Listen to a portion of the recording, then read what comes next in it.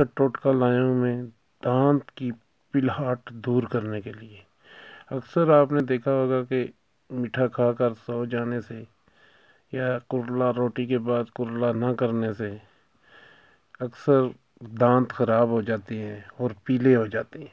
اس لیے میں یہ ٹوٹکا دانتوں کی پلاہٹ دور کرنے کے لیے لایا ہوں۔ ٹوٹکا کیا ہے؟ لیموں کا رس لیں، اس میں تھوڑا سا نمک ملا کر دانتوں پر لگائیں، دانتوں کے درد اور پلاٹ سے نجات ملتی ہے۔ اس کے ساتھ مسوڑوں کے لیے بھی بہت ہی زبردست ہے۔